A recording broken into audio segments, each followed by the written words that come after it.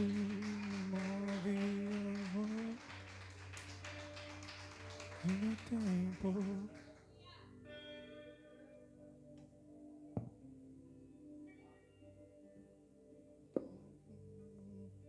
Glória a Deus. Boa noite, amada igreja.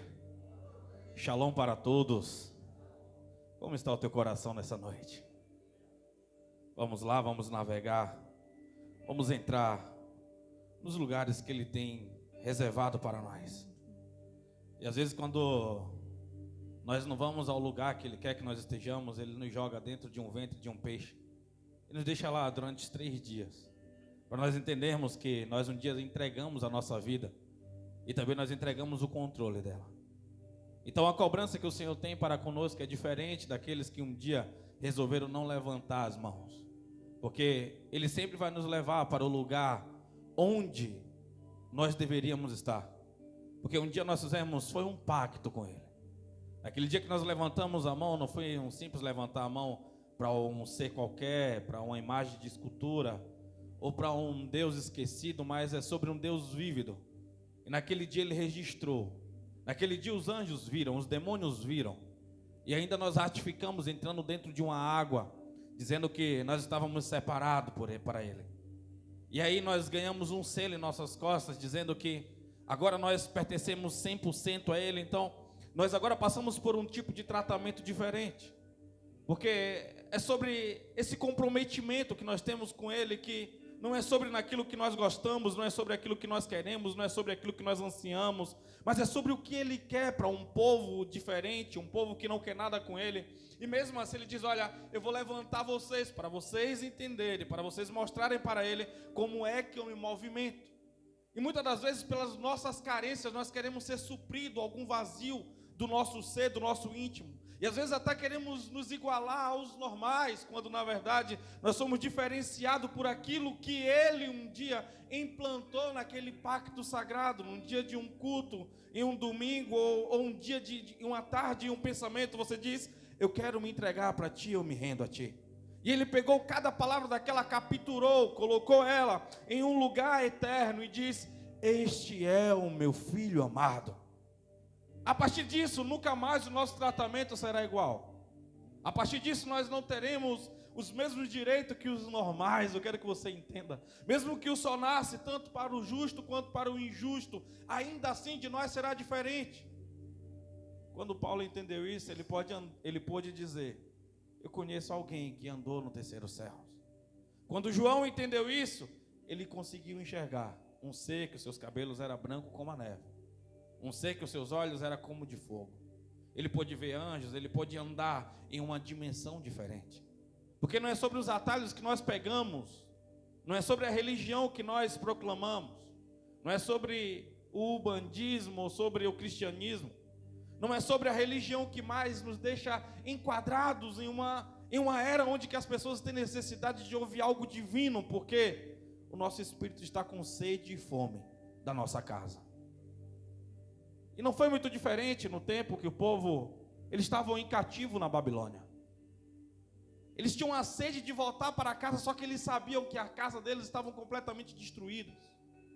Mas todo dia levantavam um profeta e dizia: eis que eu te digo em nome do Senhor dos Exércitos, que daqui a 1 ano vocês voltarão para casa, que daqui a 1 mês vocês voltarão para casa. E eles se apegavam àquilo com uma esperança e começavam a servir aquele profeta, mas não serviam o Deus que estava falando, que na verdade não era Deus que estava falando. Tem alguém entendendo? Abra sua Bíblia comigo no livro de Jeremias. O capítulo é de número 29. Jeremias ele era conhecido como o profeta chorão. E às vezes nós entendemos chorar com fragilidade, é muito diferente. Porque era sobre ele entender a dimensão que ele estava, o que ele estava vendo e o que ele estava ouvindo do Senhor. E como aquele povo não conseguia ouvir nem ver o que ele estava vendo, era linguagem completamente diferente. Então ele, sabendo para onde aquele povo estava caminhando, e o povo achava que estava caminhando para um lugar bom. Mas eu vou te dizer um negócio nessa noite. Qualquer lugar que você caminhe, que não seja em direção à vontade do Senhor, não é um lugar bom. Jeremias 29. Quando você achar o capítulo de número 29, vai até o verso de número 8.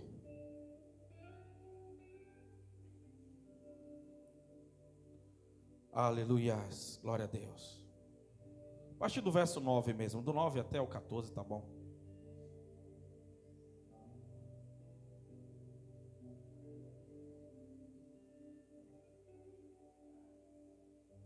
Ah, 8 é gostoso, vamos. Quem achou, dá uma glória a Deus bem forte.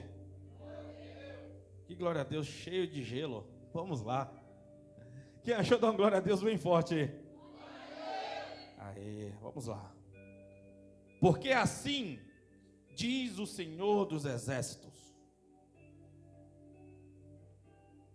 o Deus de Israel: não deixe que os profetas e adivinhos que há no meio de vocês os enganem. Não dê atenção aos sonhos que vocês os encorajam a terem. Eles estão profetizando mentiras em meu nome. Eu não os enviei, declara o Senhor. Assim diz o Senhor: quando se completarem os 70 anos da Babilônia, eu cumprirei a minha promessa em favor de vocês, de trazê-los de volta para este lugar. Porque sou eu que conheço os planos que tenho para você, diz o Senhor. Planos de fazê-los prosperar e não de causar danos. Planos de dar a vocês esperança de um futuro. Verso 12. Então vocês clamarão a mim, virão orar a mim, e eu os ouvirei.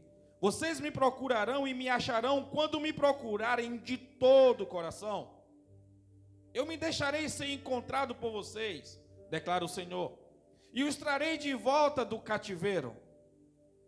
Eu os reunirei de todas as nações e de todos os lugares para onde eu os dispensei, e os trarei de volta para o lugar de onde os deportei, diz o Senhor dos Exércitos. Pode colocar a Bíblia no teu assento. Eu nunca vou cansar de fazer essa introdução em oração da mensagem, porque fala sobre aonde nós estamos e entregarmos o nosso melhor para Deus, que é a nossa presença.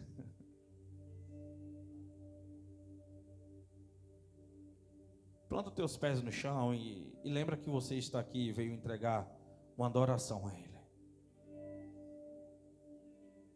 Coloca a mão sobre o teu coração. Eleve o teu pensamento. Respire bem fundo e diz: Senhor, eu estou aqui. Aí nesse momento você faz uma oração para Ele. Esse é um momento profético, esse é um momento de direcionamento, é um momento de morte, é um momento de vida, momento de batalha, um momento de paz. Fica, Senhor, mais um pouquinho. Fala conosco nessa noite, de maneira entendível, de maneira que nós sejamos arremessados aos teus pés. Que o Senhor tenha total liberdade para poder falar aos nossos corações, Senhor. Em nome de Jesus, amém. Podemos assentar? Em meio a uma crise emocional, é difícil você entender e ouvir e saber qual é a voz da verdade, porque a emoção, ela pede emoção, e às vezes a verdade, às vezes o peso da realidade, o peso daquilo que realmente não nos agrada, porque ele vem de forma agressiva. Então, quando a Bíblia diz para nós entregarmos ao Senhor um culto racional, fala de nós colocarmos a nossa emoção de lado, entendermos o que nós estamos cultuando, entender o que é que nós estamos colocando no altar, porque não é sobre como eu me emociono, mas é sobre como eu consigo dar resposta nessa dimensão, é sobre como eu consigo colocar aquilo que é preciso nesse nível a qual Deus ele está pedindo. como eu iniciei aqui, aquele povo, eles estavam passando uma crise gigantesca, era uma crise como se Deus estivesse esquecido dele, mas todo dia tinha um profeta dizendo, eis que eu te digo. Todo dia tinha um profeta dizendo, o tempo de sofrimento vai acabar. Todo dia tinha um profeta dizendo, não, eu vejo dias bons vindo, eu vejo a restauração. Eu vejo vocês em um tempo de muita paz, um tempo de muita alegria, e será nos próximos meses, será nos próximos dias. Todo dia havia um prazo para aquele povo entender que Deus estava cuidando dele, quando na verdade Deus não estava cuidando. Sabe por quê? Satanás, ele vai trabalhar exatamente nas suas crises emocionais. Satanás, ele vai trabalhar exatamente no seu desequilíbrio emocional, para que você se desestabilize ao ponto de tomar decisões a qual você não tomaria se tivesse sóbrio, a qual você não tomaria se você estivesse raciocinando, enxergando as coisas como elas são de fato. Aí Deus vem, levanta um profeta chamado Jeremias e dá um prazo para ele, dizendo que é depois dos 70 anos. Agora imagina, você está em uma crise, só que está dizendo que as coisas irão melhorar daqui a 70 anos. Tem alguém aqui comigo? Não é sobre quando as coisas irão melhorar, é sobre quando se cumprirá a promessa. Eu quero que você entenda que enquanto você está passando o processo, não quer dizer que você vai ter que viver tristezas, você não vai ter que viver guerras e guerras. O problema é que nós temos problema com processos. Mas para chegarmos a todos os propósitos, é necessário os processos. Ser tu homem, ser tu mulher, é fundamental, é crucial. As nossas responsabilidades não podem ser vividas por outros. Não é sobre você pagar para alguém sofrer no seu lugar. Não é sobre você entregar uma oferenda em uma encruzilhada para uma entidade fazer aquilo que você não pode fazer, mas é sobre você entender o seu papel, a sua realidade. Deus levanta no meio daquilo tudo e diz assim, ei, orem pela paz na Babilônia. Eu entendo que Babilônia não é minha casa, como eu orarei pela paz? Só que vocês estão aí. Não é sobre Israel, não é sobre Jerusalém agora é sobre no ambiente que você está inserido.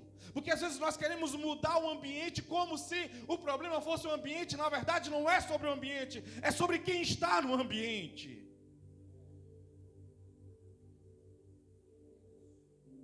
Você é um israelita na Babilônia. Então, aonde você pisa a planta dos pés, automaticamente a esfera tem que ser alterada por aquilo que você é. Mas quando você tem um problema geográfico, quando você tem um problema por aquilo que você está vendo ou ouvindo, você não consegue ser um canal de Deus, porque não é sobre o que você está vendo ou ouvindo, é sobre o que Ele está dizendo, é sobre o que Ele está dizendo quem você é sobre a sua identidade.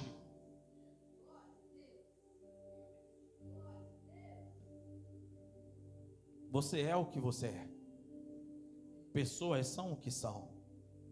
É por isso que nós precisamos de Jesus, para sermos mudados. A religião, ela te maqueia. A religião te ensina a falar. A religião te ensina a ouvir. A religião só não pode transformar quem você é. Para isso só Jesus. Só Ele, é só Ele. Só quando Ele vem que todas as coisas são alteradas na percepção, como elas têm que ser mudadas. Não deixem ser levados por vozes nessa fase. Tem uma voz dizendo que a igreja no Brasil já era, está sendo derrotada. Vamos lá. É apenas o começo.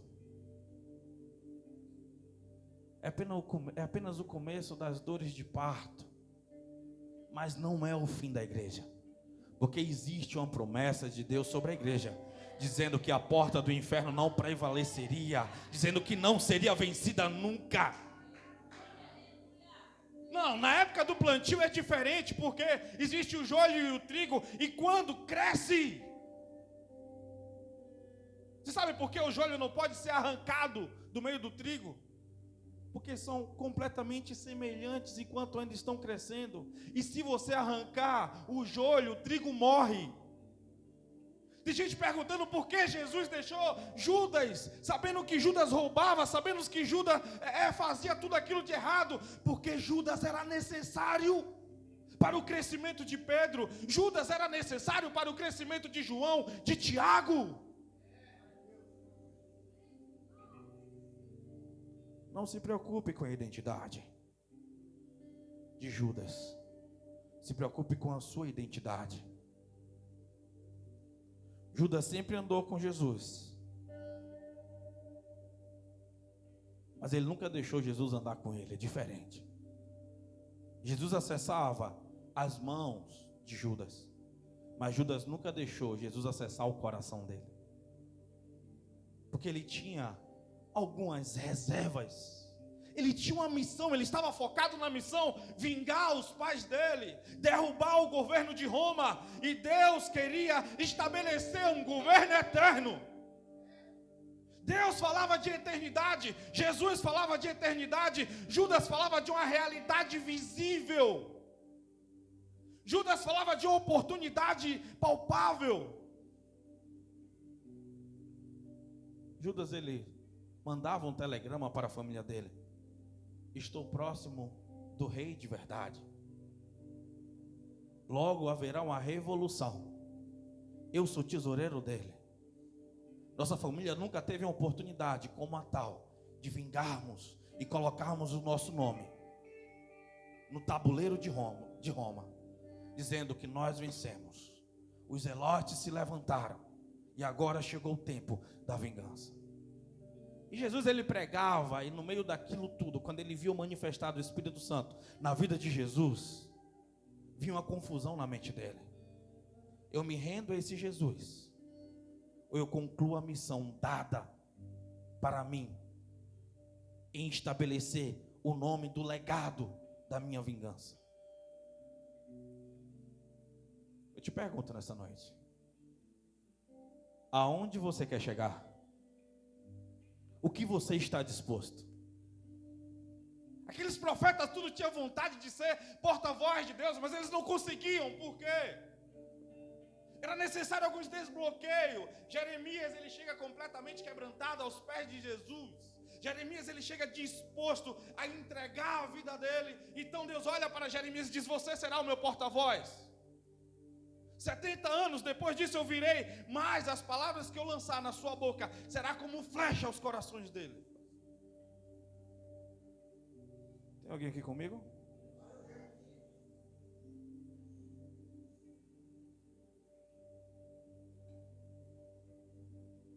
Precisamos centralizar nosso coração, nossa mente, nosso espírito e saber quem é Deus. Precisamos prestar atenção nos sinais que Ele está entregando esses dias. Jesus estava dizendo ali: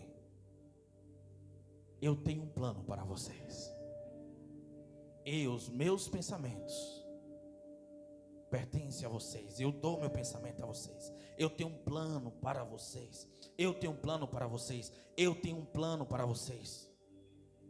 E Ele diz: o meu plano não é de mal, mas o meu plano é o quê? É de bem. Meu plano é de paz, não é de mal. Ele falou isso no meio de uma guerra, no meio de um colapso, no meio de uma escravidão. Deus está trazendo uma palavra exatamente para aquele povo completamente desacreditado. O que Deus tem que fazer para você entender que esse processo não é para a sua morte, mas pode ser a partir do momento que você foge da sua identidade. É exatamente nesse momento que você tem que voltar aos pés dele e entender qual é o processo. No processo você entende exatamente quem você é. No processo você entende exatamente aonde você vai chegar quando você entende o plano do Senhor.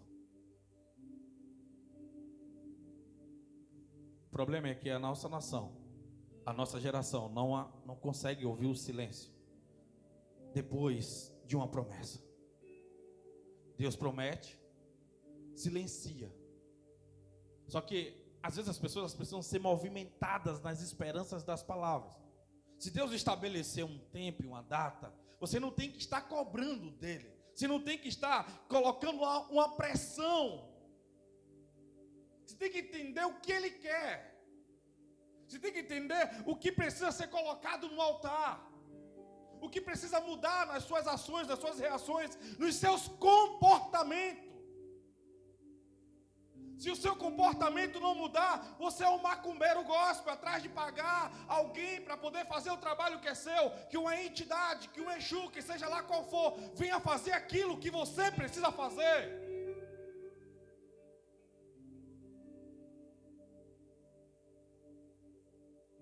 As portas do céu estão abertas. Deus está falando o tempo todo.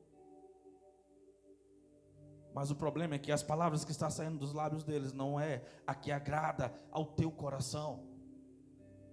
O problema é que as pessoas acham que Deus está sendo pego de surpresa. Quando Adão caiu, Satanás falou: acabou. E o cordeiro já tinha sido imolado antes da fundação do mundo. Ele já tinha entregado o filho dele antes de soprar naquele pedaço de barro chamado Adão. Você acha que você vai pegar Deus de surpresa? Você acha que Deus ele ficou perdido com a atitude que você teve ontem ou que você teve sabe lá quando? Volte a Ele rápido. Ele não foi pego de surpresa. Quebrando o teu coração, diz: eu errei. Ele: sim, eu já sei que errei. É necessário palavras, é necessário arrependimento, é necessário a mortificação para eu te ressuscitar, te habilitar de novo e dizendo: é possível, é possível, é possível. Tem vida, há possibilidades. Completamente possibilidades. Vamos lá.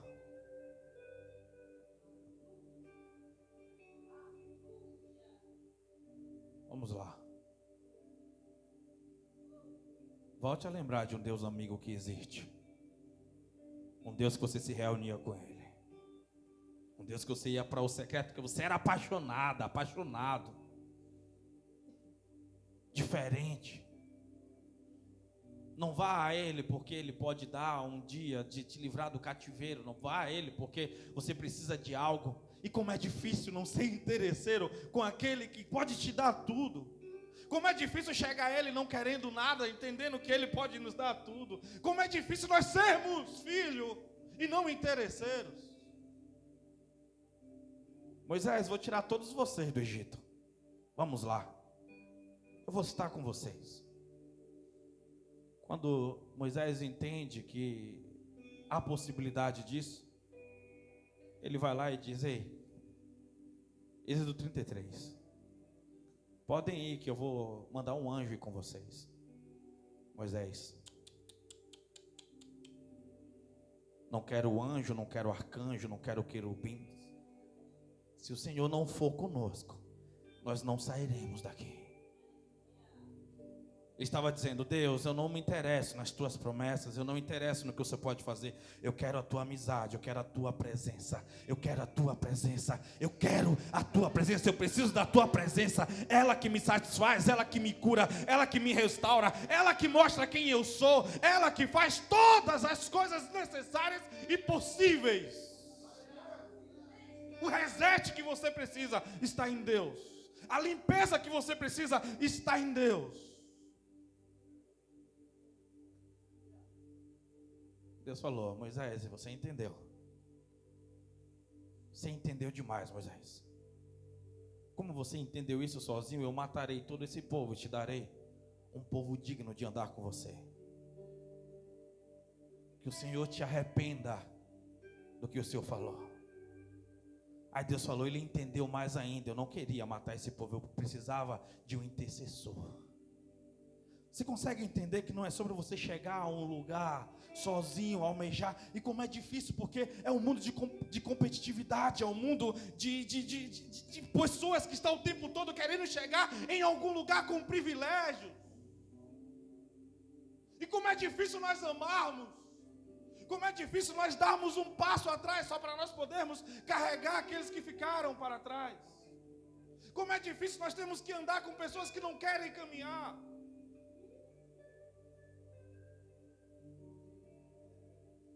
Como é difícil. Só o amor consegue fazer isso. Moisés, isso custou a vida dele. Ele falou, eu pago o preço por esse povo. Eu pago. Até um dia que aquele povo encheu tanto a cabeça dele, que ele foi se vingar naquele que era para ser adorado. O povo está pedindo água, o povo está pedindo. Aí Deus fala, Moisés, tá bom, vai lá, fala a rocha. Moisés, ele chega injuriado, e ele dá uma cajadada na rocha. E aquilo ali custou a vida dele. Ele morreu por causa daquilo. Porque a primeira vez era para ele dar uma cajadada, porque representava a morte de Jesus.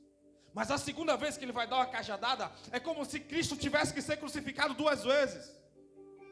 Jesus não vai morrer de novo por você. Jesus não vai morrer de novo por essa geração. Ele já morreu, já foi selado. O pacto já foi cumprido. Agora nós oramos, agora nós intercedemos. E agora nós conseguimos se conectar e encontrarmos com Ele.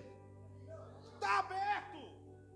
O problema é de uma geração que não acredita. O problema é de uma geração incrédula, com o coração endurecido completamente, enraivecido com o Senhor por causa daquilo que ele enxerga no espelho. Porque ela quer que Deus aceite ela como ela é. Como Deus está dizendo, eu não te fiz assim. A sua identidade não é essa. Seu DNA não é esse. Eu mandei meu filho para mudar você, para você ser transformado.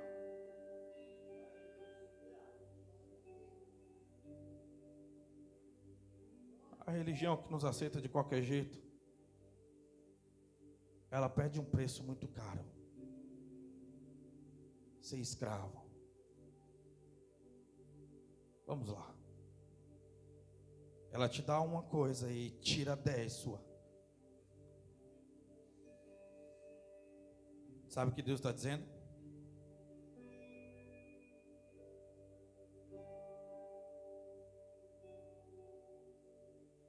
Porque eu conheço os planos que tenho para você, diz o Senhor, verso 11. Planos de fazê-los prosperar e não de causar dano. Planos de dar a vocês esperança e um futuro. Então vocês clamarão e me virão. Virão orar. Então vocês clamarão a mim. Virão orar a mim. E eu os ouvirei. Deus está dizendo, antes de vocês me pedir qualquer coisa, vocês saberão quem eu sou. Está entendendo? Não é sobre o que vocês podem receber de mim, mas é sobre vocês saberem quem eu sou. Sobre vocês não duvidarem de que a minha mão está com vocês. É sobre vocês entenderem o meu plano. É sobre vocês entenderem que eu não sou mau. É sobre vocês entenderem que eu não quero destruir vocês, que eu não preciso da permissão de vocês. É sobre vocês entenderem o que vocês querem de mim para eu poder entregar a vocês. Quando você sabe quem é o Senhor, você não precisa dos gurus fazendo aquilo que é para você fazer, que é para você manifestar, que é para você liberar, que é para você entender que não é quando, eu achei a solução, agora eu vou lá falar para Deus o que é que eu quero dele. Não é quando vocês encontrarem a solução para o problema. É quando vocês entenderem quem é Deus. Quem é Deus, o que Ele quer. O ar fica completamente diferente. É dissipado toda a nebulosidade. Você vai entendendo a expansão. Você vai entendendo a amplitude das coisas. Sabe o que ele está dizendo? Quando vocês aprenderem a submeter a quem eu sou, eu me revelarei para vocês. Eu facilitarei como? Vocês vão procurar e eu me apresentarei. Porque tem pessoas hoje que buscam, que faz e não consegue, porque ele se esconde. Mas a partir do momento que você abaixa as armas, a partir do momento que você se disponibiliza a se submeter, aí ele diz, eu estou aqui. No verso 12 do capítulo 33 em diante, Moisés diz, vem à nossa frente e nos mostra o caminho. Eu te conheço. eu conheço a tua face, mas eu quero continuar caminhando contigo e te conhecendo mais. Ele disse: eu não cheguei no ápice. É sobre um andar contínuo. Eu quero continuar contigo. Eu não quero que os anjos falem sobre ti. Eu não quero que profetas falem sobre ti. Eu quero te conhecer. Eu quero sentir o teu perfume. Eu quero ouvir os teus passos. Sem tu eu não sairei daqui.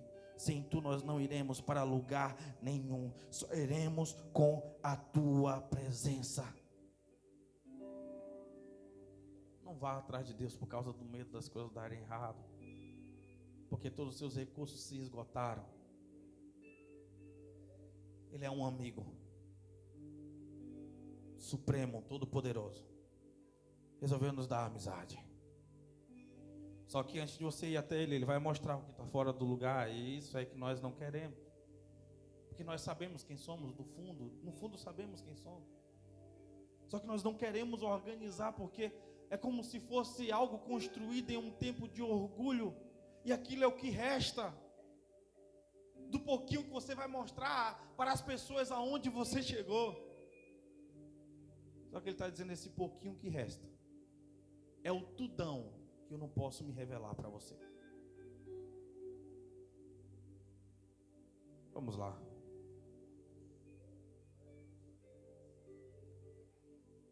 Está na hora de você ir atrás da presença verdadeira. Está na hora de você ir sem plano, sem nada.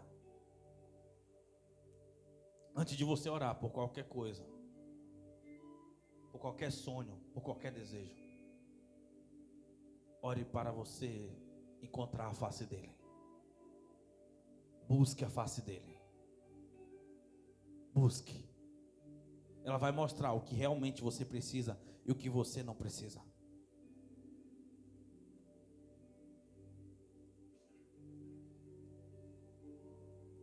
Não vá atrás dele por causa dos milagres. Não vá atrás dele porque ele pode te dar algo. Dá por dar, qualquer um pode dar. Tem coisas que você nem precisa dele, você vai conseguir com a força do seu braço. Mas a face dele, isso é para filhos. Pessoas dispostas, pessoas disponíveis. Pessoas que desistiram da sua vida, porque entendeu que a vida era uma vida paralela à realidade daquilo que um dia foi escrito pelos dedos dele. Se você não estiver disposto a perder pessoas, coisas e lugares, dificilmente você chegará onde Ele quer te levar. De coração para coração, que essa palavra entranhe na tua alma. E você entenda a responsabilidade do poder que um dia Ele colocou aí dentro de você. Poder a qual você acha que não tem. Porque Ele guardou por causa da sua mente confusa de hoje. Por causa da sua carência de hoje. Por causa do seu excesso de rejeição. Ele está dizendo: eu estou te rejeitando? Não. As pessoas estão te rejeitando? Não. Eu estou mostrando quem elas são, para você entender quem você é. Está doendo? É o processo. Está doendo? É o processo, é necessário. O processo é necessário para você poder chegar no propósito. É aquele dia que parece que é desesperador, ele corrói, ele come tudo que tem dentro de nós, como se fosse um barulho de uma guerra ensurdecedora que está tomando tudo aquilo que é seu. O pensamento dele estava: nós estamos cativos. Não é só cativo, nós queremos voltar para casa, mas lá não restou nada. Destruíram a nossa casa, destruíram os templos, destruíram tudo. Estamos só, Deus nos esqueceu. E todo dia tem um profeta dizendo: vai melhorar, mas nada muda. Aí Deus está dizendo: vai, Depois de 70 anos vai, porque a palavra foi do começo, ela é da agora. Mas eu quero que vocês celebrem na Babilônia. Eu quero que vocês glorifiquem na Babilônia. Eu quero que vocês me adorem na Babilônia. Não é a tua casa, sim, sim. Não é a tua casa, mas é necessário orar por paz. É necessário você entender quem é que permitiu vocês entrarem por causa da desobediência na escravidão de Babilônia. Porque até a Babilônia, ele dizendo assim: é a minha misericórdia te alcançando. Essa perda é minha misericórdia te alcançando. Para você entender que mais importante o propósito do que o processo. Eu quero orar com vocês. Se coloque de pé.